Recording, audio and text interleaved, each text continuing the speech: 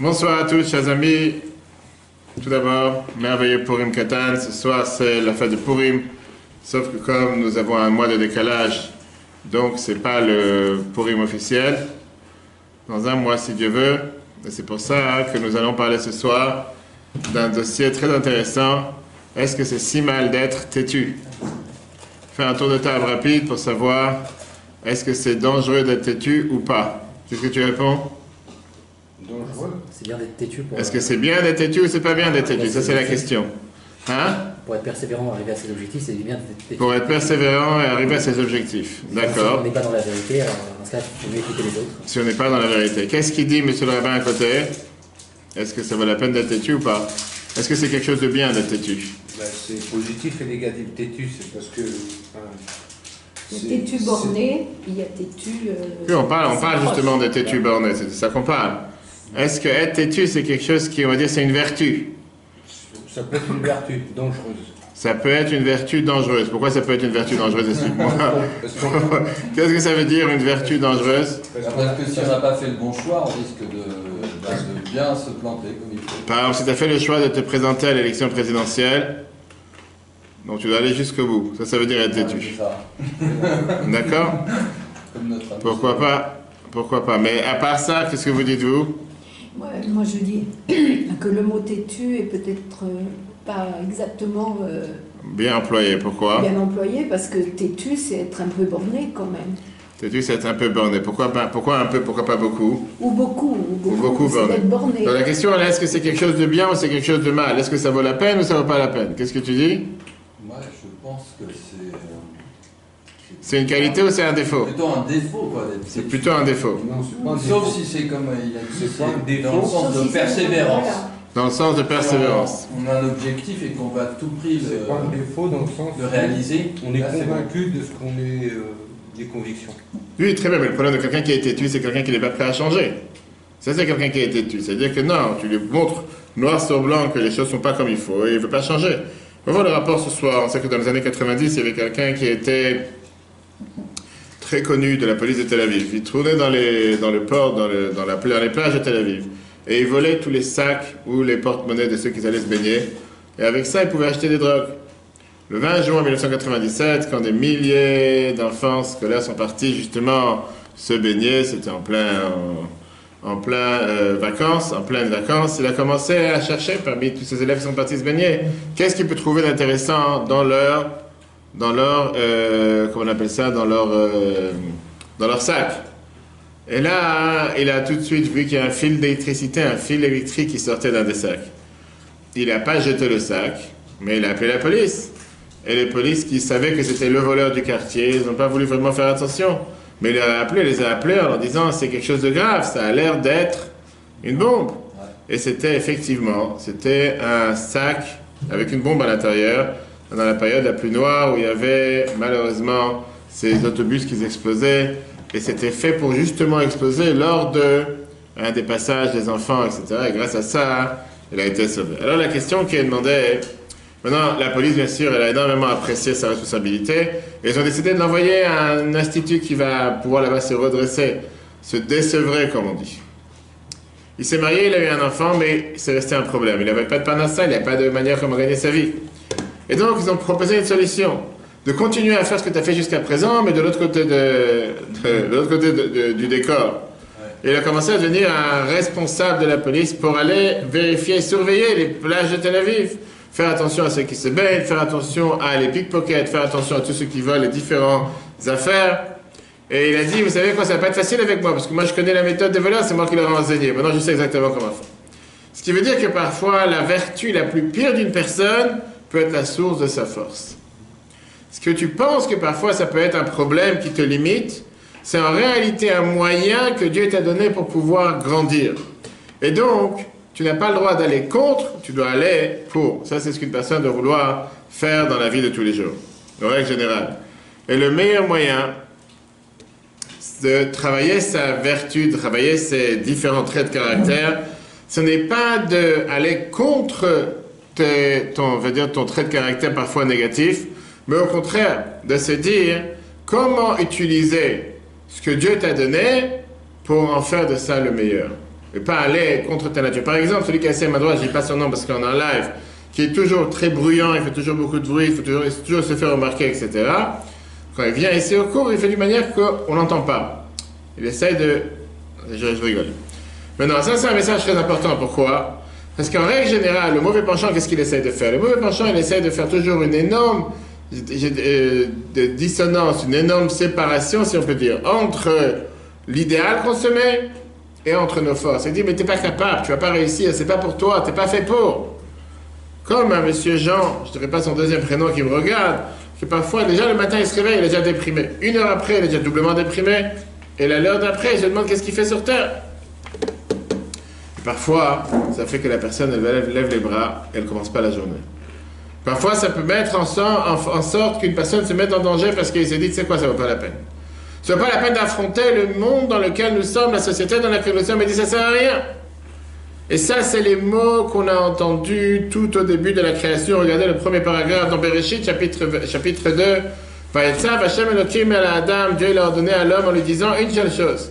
Mikol etz hagan achol tochal, tu devras manger de tous les arbres du champ, les arbres du Gan Eden, du paradis. Mais je t'en supplie, Dieu l'a dit, une chose, un petit arbre, l'arbre de la connaissance, n'y touche pas, n'en mange pas. Ça veut dire quoi? On voit qu'au départ, Dieu lui permet de manger tout ce qu'il veut. Tout est permis.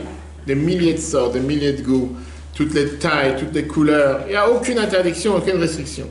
À la fin, il lui dit, un seul arbre unique, je te demande de ne pas toucher. Pourquoi? Parce que c'est dangereux. Qu'est-ce qu'il a fait le serpent?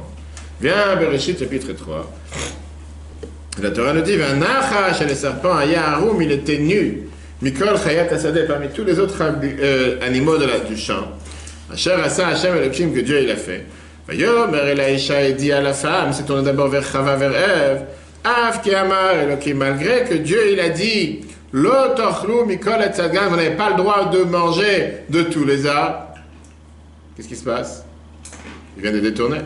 Il vient de dire un mensonge, ici c'est pas vrai. Dieu n'a jamais dit qu'ils n'ont pas le droit de manger de tous les arbres. C'est-à-dire il a tourné la vérité et il a fait croire que Dieu il est tellement méchant avec toi qu'il t'a tout interdit. C'est pas vrai, Dieu n'avait pas tout interdit. Donc, qu'est-ce qu'il te dit? Dieu est ton ennemi. Dieu te pousse avec force de ne pas avoir aucun profit de tout ce qui se passe sur terre. Et puisqu'au final, une personne n'est pas capable de se contrôler. Et donc, il s'est dit, si de toutes les façons, je ne vais jamais rien atteindre, alors au moins profiter de tout. Viens le Radak, Rabbi David Kimchi. Et il te dit dans le prochain paragraphe, Amar la Nachash, le serpent, il a dit, Ani roé, je vois, Shakadosh Baruch Hu sonnet, que Dieu ne vous supporte pas et ne vous aime pas. Parce que Dieu vous a dit chez l'autorité Nicolas Tzagan, Dieu vous a dit vous ne mangerez pas de tout ce qu'il y a dans l'arbre de la connaissance, dans le paradis. Et donc, il continue avec l'explication du sens secret de la Torah. Si Dieu vous a empêché d'avoir un profit du corps, d'avoir un plaisir, vous empêchez tous les bonheurs sur terre. D'abord, vous avez affaire avec quelqu'un qui est très méchant, qui ne veut rien avoir à faire avec vous. Rabbi Shimon Hirsch vient et te dit une autre phrase. Que Moshe a zibé en Nachash be'agzama, de la même manière que le serpent à l'époque il a exagéré. Car hayom medaber eleinu ha'higayon ha'bermi be'agzama, pareil, la logique animale qui est à l'intérieur de nous aussi exagère. Ah, malgré qu'en réalité, à Issour Mouat, l'interdiction est très minime. Va'achelek ha'mutar gadol mimenu be'arbe, qu'on peut beaucoup plus profiter. Il y a beaucoup plus de choses permises que de choses interdites. Mais la logique animale veut voir Raketa Isurim, seulement les interdits. Elle te présente la Torah de Dieu qui est logique, que Oyev, comme un ennemi, à tout profit. Quand tu demandes à quelqu'un comment c'est Shabbat, l'enfer. Pourquoi tout est interdit? C'est faux. C'est un mensonge. Shabbat, tu peux tout faire différemment. Tu as une minuterie, tu as une plaque, tu peux tout faire. Aujourd'hui, on ne vit pas, c'est pas l'enfer. Mais quelqu'un qui vient, que depuis le départ, il te dit, tout est interdit, depuis le départ, tu n'as pas envie de commencer à faire quoi que ce soit. Et que de toute façon, tout est interdit. De toute façon, je ne peux rien faire. Et donc, le message qu'on a ici ce soir pour commencer, c'est que Dieu ne veut pas être quelqu'un qui l'opprime, quelqu'un qui rabaisse. Mais au contraire, il veut que tu utilises tes capacités pour faire avec tes capacités le mieux. Il n'y a aucune vertu qui est considérée négative. Mais n'importe quelle vertu qu'on a, c'est un moyen de pouvoir grandir, de pouvoir avancer matériellement et spirituellement. Pourquoi c'est le sujet ce soir? C'est le sujet de la paracha. Tout dans la paracha Kitissa qu'on commence cette semaine, qui est d'ailleurs une paracha assez longue, puisqu'on parle de toute l'histoire de la faute du veau d'or, en plein milieu de parler de la construction du temple, on se demande la question comment le procureur est devenu le défenseur. Comment Moshe utilise la cause même de nous accuser pour nous défendre. La cause par laquelle nous avons été accusés.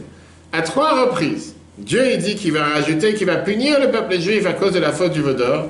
Pourquoi? Parce que le peuple juif est têtu. Parce qu'ils ont une nugrette. Parce que nous sommes fiers, nous sommes têtus. On ne peut pas faire un business avec nous. Dieu, Moshe, il demande à Dieu de pardonner au peuple juif. Et pourquoi? Parce que c'est un peuple têtu. Il utilise soi-disant notre défaut pour notre qualité, pour nous défendre.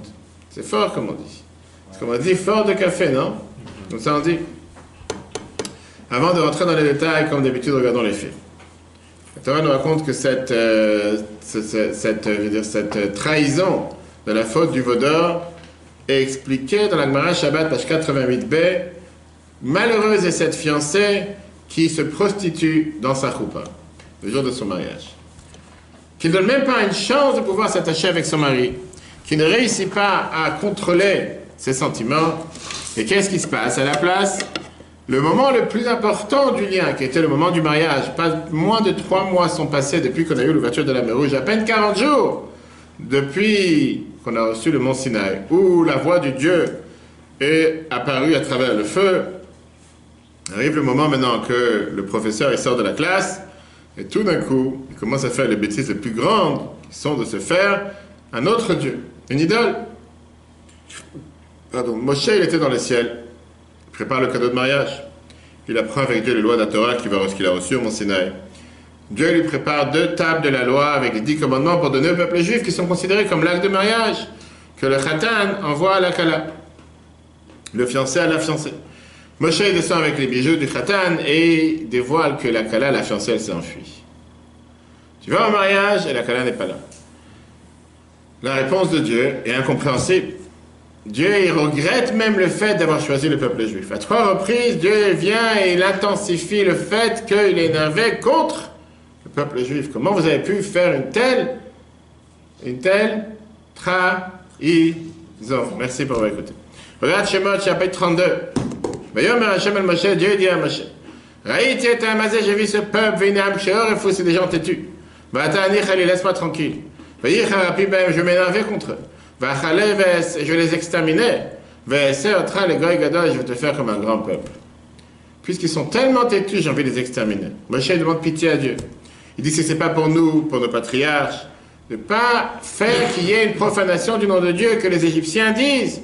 Tu les as fait sortir d'Égypte pour les tuer dans les montagnes et pour les exterminer sur la terre. Dieu dit ok, je ne vais pas les tuer. Mais il dit je préfère changer de camp. J'ai plus envie, je remets ma carte de telle partie, je vais chercher une nouvelle partie. Regardez Shemot chapitre 33. D'abord Hashem el Moshe, Dieu dit à Moshe, Lech ale va, toi, toi et ton peuple que tu as levé d'Égypte, vers la terre que j'ai promis à Abraham, Yitzhak ou Yaakov, Abraham, Yitzhak et Jacob, les morts en disant, les aracha et nena, j'attendrai à ta descendance. Je vais envoyer devant toi un ange, je vais renvoyer à Taknani, les peuples qui habitaient en Israël à l'époque. Tu vas aller vers la terre, Zavat, Chalav, Udvash, où coule le lait et le miel, Kilo et le Bekirbecha, parce que je ne vais pas le faire venir avec toi, ce peuple-là. Pourquoi? Qui am Sheor Efata, parce que c'est un peuple têtu. Encore une fois. C'est Dieu, il dit une autre sanction. Il va faire une descente, il va rabaisser, le peuple juif à un niveau très très bas. Il ne va pas accompagner le peuple juif en Israël, mais à la place, il va envoyer un ange. C'est comme si quand tu es un président que tu ne veux pas rencontrer un autre, à la place de rencontrer, il envoie quelqu'un d'autre. Il envoie, il envoie un sous-ministre. Que ce sous-ministre, ça va être lui qui va être représentant parce qu'il n'a pas envie de rencontrer. Vous connaissez toutes ces histoires-là, même avec les derniers temps. Bref, parce que c'est un peuple têtu. Dieu continue en disant, et mort Adné Israël, la 3e fois, va dire au peuple juif, à tel même Sheor, vous êtes un peuple têtu. Une nuque raide. En un instant, je vais monter vous voir et je vais vous exterminer. Et la Torah continue en lui disant, que Dieu demande au peuple juif d'enlever les couronnes de royauté qu'il leur avait données. On se rappelle quand on a dit Naaseh V'Dishma, on va faire et on va comprendre. Moshe, il sort sa tente en dehors du camp des peuples juifs, comme un deuil du fait que malheureusement il a été rejeté par Dieu. Mais quelle est cette vertu ou cette qualité d'être têtu? Et pourquoi, à cause de ça, Dieu décide de se détacher de nous si durement? C'est tellement mal d'être têtu. Quel rapport maintenant ici le fait d'être têtu? En quoi ici, parce qu'ils ont fait la faute du veau d'or, ils étaient têtus? Le fait d'avoir cet entêtement, c'est parfois le plus grand ennemi de la tchouva. Le plus grand ennemi du retour, de se rattraper, de réparer. Quelqu'un qui est têtu ne change pas. Il lâche rien. Il n'est pas prêt à recevoir une remontrance, il n'est pas prêt à apprendre. Et donc Dieu dit, ça ne sert à rien, vous n'êtes pas une matière avec laquelle je peux travailler avec vous. Et c'est peut-être la raison pourquoi, quand on fait le vidouille, quand on demande pardon dans les tachanonymes, dans les supplications, on dit que nous ne sommes pas Am Ksheoref, nous ne sommes pas un peuple têtu. Einanu Azepanim, nous n'avons pas cette arrogance. Ou Ksheoref, nous ne sommes pas têtus pour te dire que nous sommes des justes. Parce que être têtu et faire tchouva, c'est des choses qui par définition, ils sont en contraste et ils sont en contradiction, l'un est contre l'autre. Viens le commentateur et te disent, quel rapport avec ce verset de la paracha? Le Sforno, commentateur de Chumash Shemot, chapitre 32, verset 9, vient et te dit que le Ksheoref, celui qui est têtu, c'est celui qui va derrière son cœur, il va derrière sa vision, sa pensée, et même quand tu vas lui montrer du bon chemin, de manière claire, qu'il n'a pas juste, qu'il n'a pas raison, et que le fait de penser de cette manière, ça peut l'amener parfois à la défaite, il n'est pas intéressé à écouter.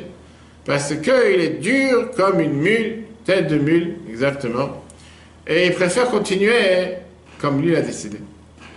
Qu'est-ce que ça veut dire la traduction Ksheoref, la nuque raide? Qu'est-ce que ça veut dire?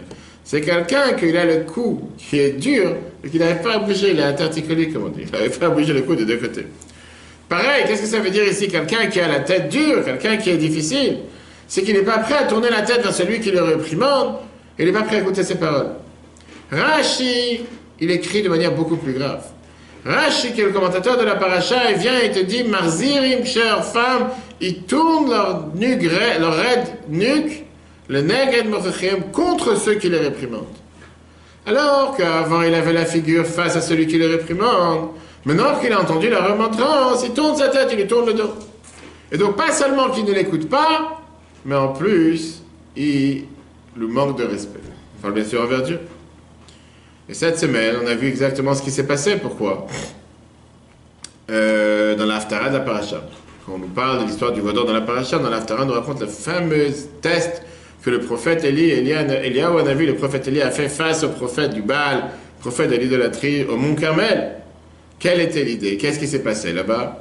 Le Midrash raconte que l'histoire a commencé il y a quelques années en arrière. Regardons le Midrash de Yakut Shimon dans Mlachim, les rois, chapitre 1, page 200, le paragraphe 207.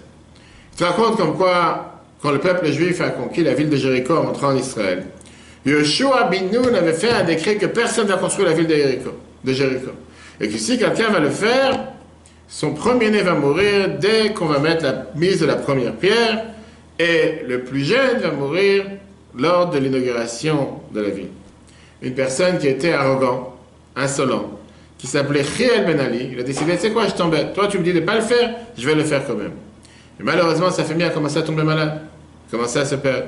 Mais il avait la nuque raide, il a décidé, je ne m'arrête pas. Quand on a mis la pose de la première pierre, son premier-né est décédé.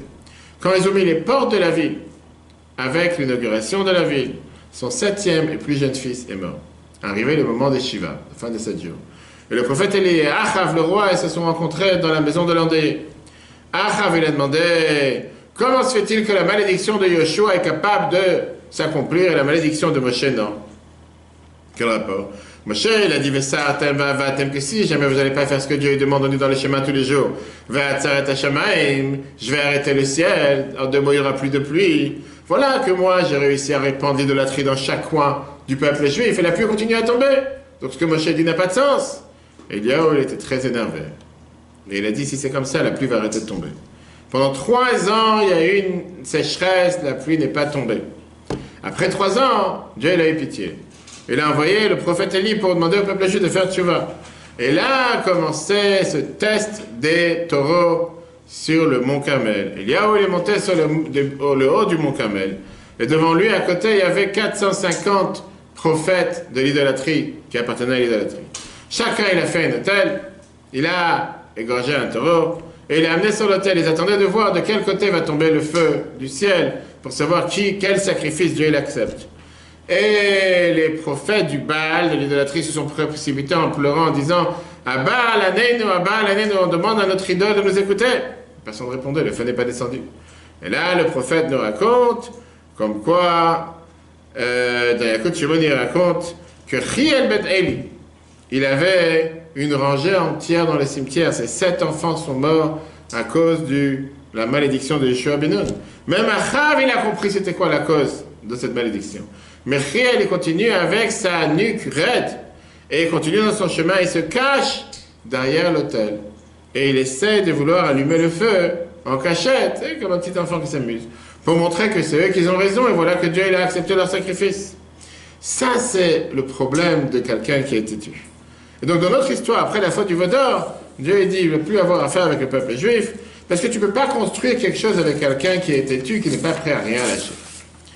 Et la question qui dérange, c'est comme on l'a dit tout à l'heure, après cette colère de Dieu, vient une des parachiotes la plus magnifique de notre Torah.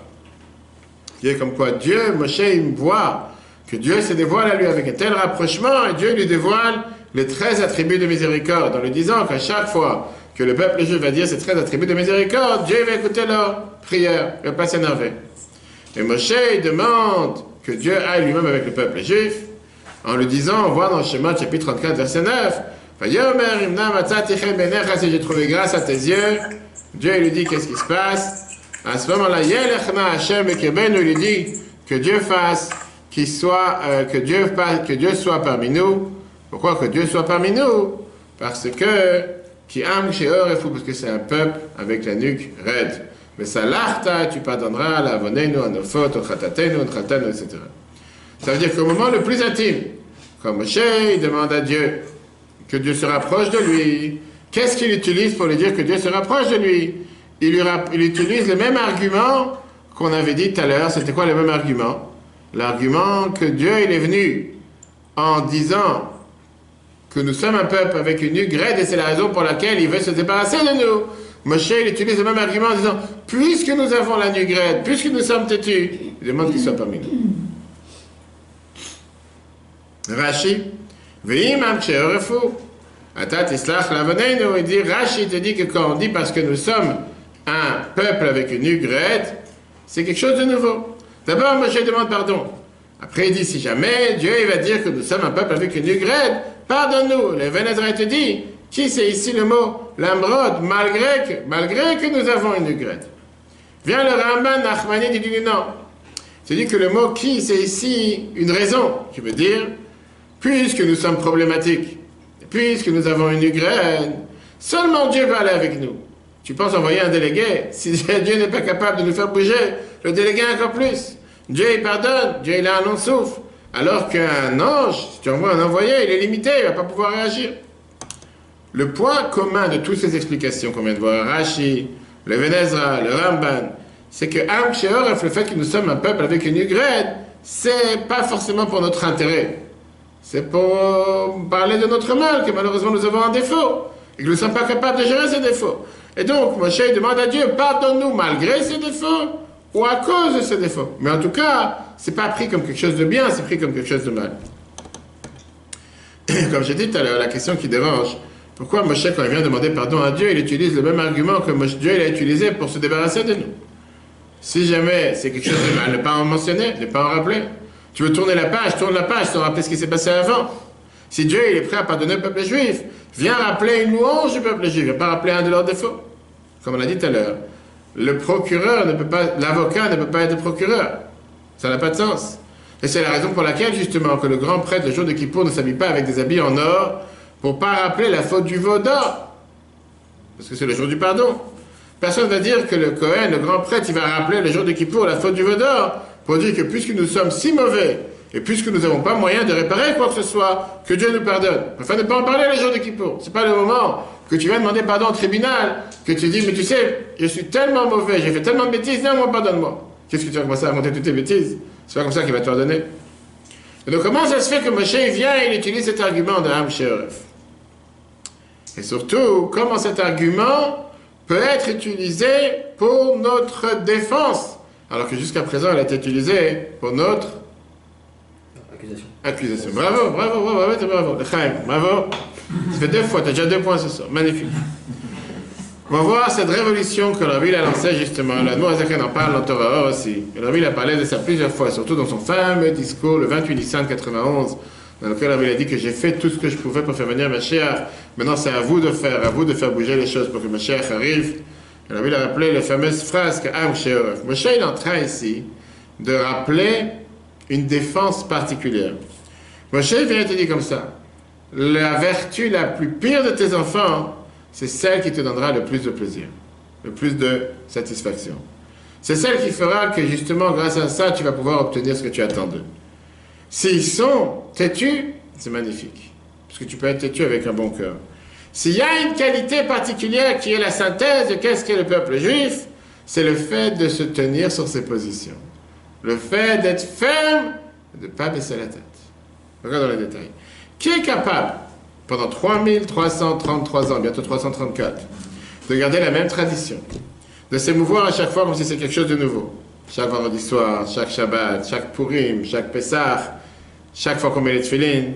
Qui est capable d'être le seul qui est assis avec des amis dans un restaurant ou dans le travail, dans la boîte où il travaille, que tout le monde mange, c'est le seul qui ne mange pas, qui amène sa gamelle parce qu'il doit manger kosher. Qui est capable de faire une chose pareille? Qui est capable que parfois dans un bâtiment où il habite, dans un appartement, il va laisser la porte de bâtiment ouvert, entrouvert vendredi soir, parce qu'il ne peut pas toucher les boutons de l'interphone Shabbat, et donc il met une pierre ou il met un tapis, pas dévoiler tous les secrets, pour qu'il puisse rentrer sans avoir besoin de sonner Shabbat. Alors c'est vrai qu'au départ, c'est écrit comme un défaut du peuple juif, mais c'est un avantage, c'est pas un défaut. Parce que quand tu rentres dans, on va dire, dans l'arène, tu rentres avec sérieux, tu n'es pas rentré ici pour t'amuser. Après 200 ans qu'on était habitué à tout ce qui était l'idolâtrie en Égypte, ils ont du mal à se libérer de cette idolâtrie et se tourner vers Dieu métaphysique qui a éclairé au monde de la Torah. Mais une fois qu'on est habitué, qu'on a reçu cette Torah, on est prêt à aller avec elle jusqu'à la fin, sans limite. On ne s'arrête plus. Une fois qu'on a reçu la Torah, qu'on a décidé de faire la Torah, il n'y a rien sur terre qui va nous faire dévier de la Torah. Même si tu m'amènes le plus grand cheeseburger avec je ne sais pas quoi dessus, il n'y a pas à manger, il n'y a pas à manger. Tu n'as pas dit non, je peux, il n'y a pas. Dieu l'a interdit, c'est interdit, on ne pose pas de questions. Alors moi, j'ai dit que j'étais un des shluchim de Chabad à Beersheva, il va en général visiter les prisonniers dans la prison du côté du sud d'Israël. Et une fois, il a une activité avec les prisonniers, comme j'ai l'habitude en tant qu'aumônier en Seine-et-Marne, et il a entendu qu'il y a un prisonnier qui n'est pas du tout intéressé à s'approcher de lui. Il était en prison pour des fautes graves, et personne ne voulait se rapprocher de lui. Il a voulu rentrer dans sa cellule et il a vu que c'est quelqu'un qui fait peur. Quelqu'un qui a des longs cheveux, un visage très très dur et raide comme celui qui me regarde. Ils étaient assis pendant 1 heure et ils discutent. Et le Rav Dickstein, il écoute ce qu'il a à dire. Après, il lui a demandé ce qu'il veut mettre de filet. Il a dit pourquoi pas. Il remonte la manche, il met la filet comme je vous ai raconté la semaine dernière avec l'avion, que j'ai demandé à des gens de mettre la filet dans l'avion en revenant d'Israël, et certains ont dit non, je vais mettre ce soir. Je vais mettre ce soir, c'est 19h30, il va faire nuit, tu ne pourras pas faire. Il fait non, je ne veux pas les filer dans l'avion. Je fais qu'est-ce qu'on est déjà assis. Dieu, il a fait en sorte qu'on soit assis côte à côte, on ne peut pas les mettre, on les aime bien le faire. Bref, mais quand il a vu qu'il a remonté la manche, il a vu qu'il s'est mis un tatouage sur sa main, et on va dire un tatouage qui n'était pas des meilleures photos, des choses les plus belles. Et il s'est douté, est-ce qu'il peut mettre cette filine sur un tel tatouage? Il s'est dit, tu sais quoi, mettre les tefilines, c'est une tellement grande mitzvah, laisse tomber le tatouage, laisse tomber, c'est pas ça qui va inquiéter les tefilines. Après 1 semaine, il est venu le voir encore une fois. Et là, notre cher ami, le prisonnier, le détenu, il le regarde avec un grand visage, un grand sourire, il lui dit, tu sais quoi, t'es la première personne qui me regarde avec respect et qui m'a allumé la lumière qui était à l'intérieur de moi. Je sais pas comment te remercier. Et quand il a levé sa manche pour mettre cette filine, il a vu que la peau, elle était totalement comme arrachée, déchirée, tellement défaite.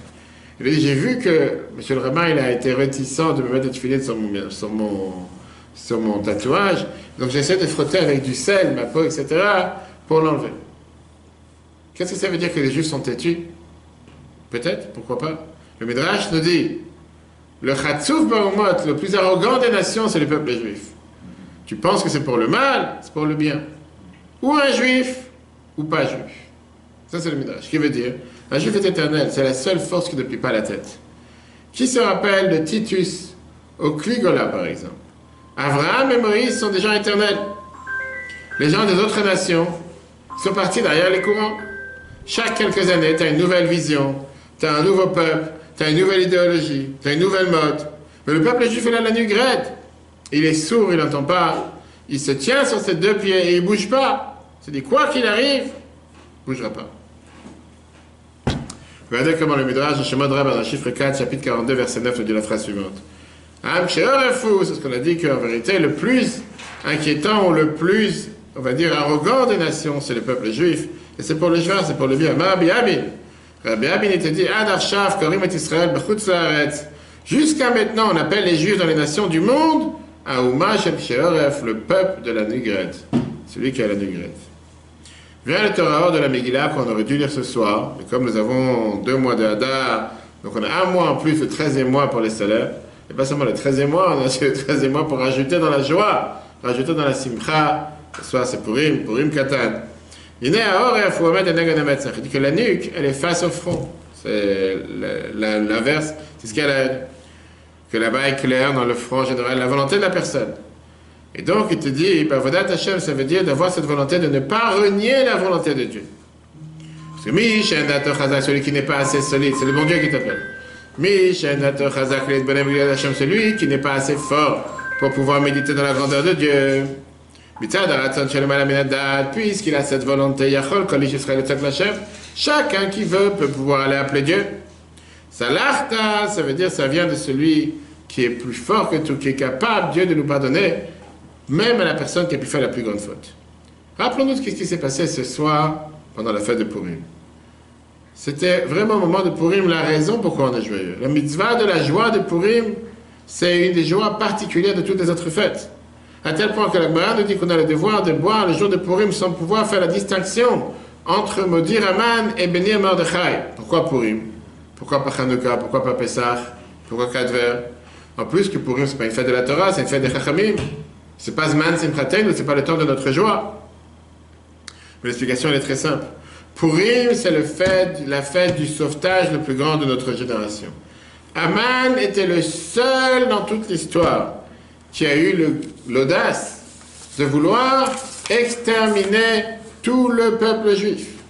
Même Hitler, que Dieu efface son nom, n'a jamais pensé de traverser l'Atlantique pour aller exterminer les Juifs de 127 pays. Le sauvetage de Purim, c'est le sauvetage le plus important de toute notre histoire. Et l'explication à cette fête de Purim, comme le Rabbi l'écrit dans l'écoute de Sikha 36, page 165, c'est qu'à ce moment-là est arrivé le summum de l'entêtement du peuple juif. Il n'y a jamais eu une telle séduction pour pouvoir renier la volonté de Dieu. Et il n'y a jamais eu une telle force dévoilée par le peuple juif, inclus les enfants, de ne pas renier la volonté de Dieu. Pour comprendre l'histoire, on voit comment la Megillah nous commence à nous ramener dans le bain de ce qui s'est passé. Comment Vashti, elle ne fait pas ce que son mari lui demande. Elle lui fait honte devant tout le monde. Il ne sait pas comment agir. Il demande à 7 ministres, pas quoi faire avec les convois qui vont sur les Champs-Élysées. 7 ministres, quoi faire avec ma femme qui n'a pas fait ce que je lui ai demandé de venir danser nue devant tout le monde. Tu imagines un instant? 7 ministres. À quoi sert le gouvernement? Qu'est-ce que tu as tellement à te concerter, à parler? Qu'est-ce que c'est un moment de guerre? Elle a renié la volonté du roi, elle doit être punie. Plus que ça. Après, la Megillah te dit que comment on appelle ça, les conseillers du roi, ils débattent pendant 7 jours et 7 nuits. Imagine-toi, c'est le passe vaccinal. Va savoir. Ils débattent 7 jours et 7 nuits et ils te disent que c'est tellement grave ce qu'elle a fait. Et il y a quelque chose de beaucoup plus grave de qu'est-ce qu'elle a fait. Il faut s'en occuper d'elle, pas parce qu'elle a fait honte au roi devant tout le monde. Ça, c'est rien. Parce que demain, il y aura une femme qui va venir dans tel et tel pays et qui va faire honte à son mari. Un mari va demander à sa femme, fais-moi des frites pour ce soir. Et elle va dire, j'ai pas envie de faire des frites, j'ai envie de faire des pâtes. Parce que ma mère, elle a dit qu'il fallait faire des pâtes. Si le mari va dire, pourquoi tu ne fais pas ce que je te demandais? La femme va répondre, si Vashti, elle a fait ce qu'elle veut contre son mari, moi j'ai le droit de le faire. Ça, c'est le problème de Vashti. Tu te rends compte? Pour ça, il fallait 7 jours et 7 nuits, avec un conseil des ministres très important. Maintenant, pourquoi personne n'est parti défendre le roi, qui malheureusement, il a eu honte, il a été rabaissé à terre de par sa femme? La réponse, elle est quelques versets après, avant dans la Megillah. Vashtia, Kadat, Einanes, le roi, il avait donné à tout le monde de boire sans limite, parce qu'il voulait que chacun ait boire, qu'il sonne et joyeux, chacun pouvait boire comme il voulait. C'était des jours, 180 jours de festin dans lesquels il n'y avait aucune règle, il n'y avait aucune limite. Alors que quelqu'un qui rentre dans le palais en général, il avait le devoir de boire un grand verre pour faire plaisir au roi. Le but de boire, c'était de dire, c'est toi la loi, c'est pas moi qui gère. J'ai pas de loi, j'ai rien à gérer. Chacun va faire ses propres lois. C'est pas que les citoyens, ils écoutent le roi, mais le roi, il décide de faire avec les citoyens ce qu'ils veulent dans son palais. Donc il ne pouvait pas punir Vashti parce qu'en réalité, elle n'a rien fait de mal. Elle a fait ce que lui il a demandé à tout le monde de faire. Celui qui a mis sur la table des boissons, comme ici, 10 bouteilles par personne, pour que chacun vide des bouteilles sans limite, elle n'a fait que faire ce que son mari lui a demandé. Néanmoins, même ce roi, il a compris, même s'il était si bête que ça, qu'on doit arrêter l'anarchie. Il a aussi compris qu'il fallait appeler tous les grands savants de l'époque pour trouver, qu'est-ce qu'on peut trouver dans la Constitution, quel point pour la faire tomber. Et après, ils ont eu cet argument que ça va créer une jurisprudence pour tous les autres cas que les femmes ne vont pas vouloir écouter leur mari. Et là vient la force et la gloire du peuple juif. Quand tout est permis, quand un juif vit 70 ans, perce pas en Israël, et que la situation de Mordechai et de Mardochée n'arrive pas au même niveau que Haman, là il se dévoile pour être celui qui est avec cette tête et cette nuque raide, têtue. Esther, elle décrète le fait de rassembler tous les juifs qui sont à Shushan. Et tous sont venus. Il n'y en a pas un qui a dit non, je fais ce que j'ai envie. On ne voit pas une histoire d'un juif qui n'a pas voulu jeûner ou qui n'a pas voulu prier avec Mordechai.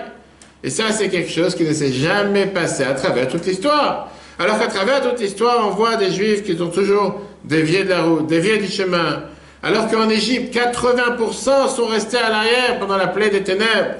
Pendant les Grecs, la majorité du peuple juif, à Hanouka, se sont gréquisés, si on peut dire, officiellement ou officieusement. Au moment de la décret de Haman, on ne voit pas des juifs qui sont devenus perses. Ça n'existe pas une chose pareille. Esther a fait appel, tout le monde sont venus. Parce que cette soi-disant liberté, cette individualité, le fait de laisser faire, le fait de tout permettre, c'est justement ça qui a réveillé cet entêtement à l'intérieur du peuple juif, d'une manière qu'on ne peut pas faire comme tout le monde. On doit tenir tête, on ne doit pas rabaisser la tête, on ne doit pas se prosterner, même s'il demande qu'on se prosterne à lui. Ça, c'est par rapport à la vertu de l'entêtement. Mais on peut voir aussi par rapport à n'importe quelle vertu que Dieu nous a donnée, les traits de caractère. Ça n'existe pas un trait de caractère qui est mauvais.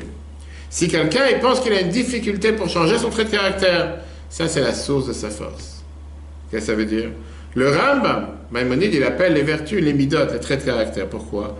Parce que le défi, c'est comment faire en sorte de formatiser, de reformater, comme un ordinateur. Tu reformates l'ordinateur et faire en sorte de prendre cette vertu, de prendre ce trait de caractère et l'amener vers le bon chemin.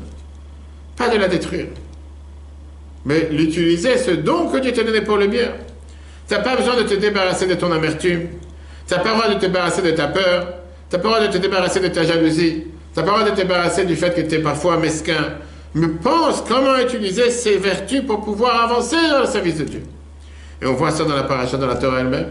La paracha Vayetze qui nous raconte comment va te caner Rachel be'achota. Rachel a été jalouse avec sa sœur. Comment Rachel peut être jalouse de sa sœur Léa qui s'est mariée, qui a eu des enfants et qu'elle n'a pas d'enfants? Comment Rachel, qui est celle qui se tait à chaque fois qu'il ne dit absolument rien, elle était prête à tout faire pour sa sœur, tout d'un coup elle est jalouse de sa sœur? Et la réponse allait que ce n'était pas pour se moquer de Rachel que la Torah dit ça. Mais bien au contraire, Rachel elle a utilisé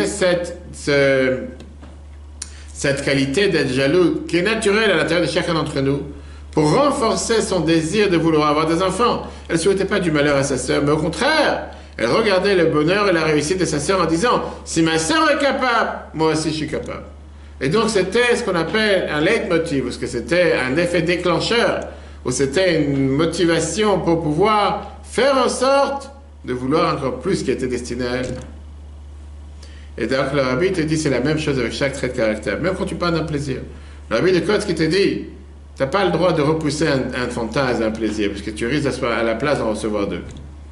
Qui veut dire, celui qui se bat contre le plaisir en soi, à la fin il va tomber. Parce que le mauvais penchant va tout faire pour le faire tomber.